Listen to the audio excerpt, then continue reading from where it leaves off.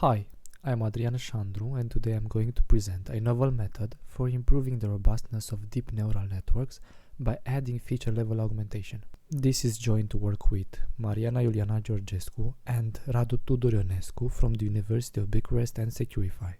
Recent studies reveal that CNNs are not properly equipped to deal with small image perturbations, such as rotations by a few degrees or translations of a few pixels, due to their shift variant nature. Subtle affine transformations, which are common in real-world scenarios, can alter the model's decision towards making a wrong prediction. In case of security systems, stability is crucial, since in the event of an emergency someone's life may be at stake.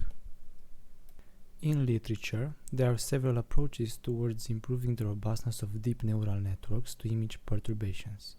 A popular and natural strategy that proved to work sufficiently well is to train the network using augmented images. The intuition behind this approach is to train the model on a wider domain, which can become more similar to the real data.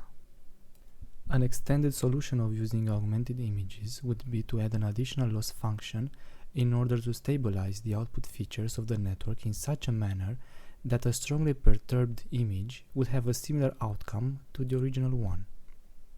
However, data augmentation methods are constrained by the photographer's bias. Thus, the model may not be able to generalize. One of the recent architectural changes leading to improvements in stability of CNNs consists in adjustments to conventional operations by including a blur kernel in order to reduce the judder caused by downsampling. Another new architectural design addresses the downsampling by proposing a pooling operation that considers all possible grids and selects the component with the highest norm. The proposed method consists of extending the conventional input augmentation procedure by applying it at the feature level. We capture the features between two randomly selected consecutive blocks, augment the activation maps provided by the first selected block, and train the network from the second block to the output using the augmented version of the activation maps.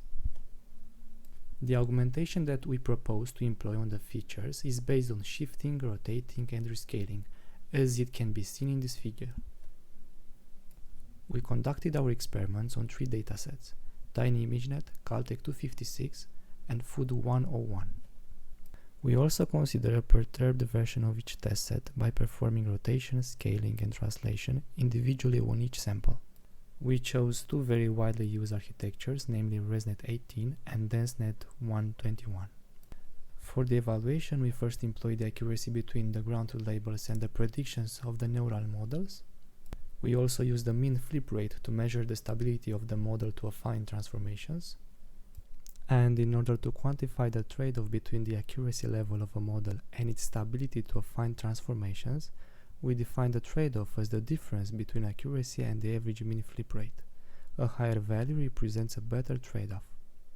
We present the results on Tiny ImageNet, Caltech-256 and Food-101.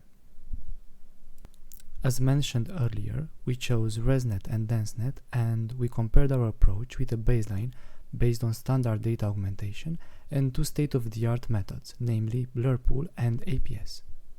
The results show that the APS method does not surpass the accuracy level obtained by the baseline, regardless of the architecture or the dataset. It also does not increase the model stability to affine transformations, even obtaining worse results than the baseline in terms of mean flip rate. The blur pool method increases the model stability to affine transformations, performing better than the baseline in terms of mean flip rate. However, it also decreases the accuracy of the model in most cases.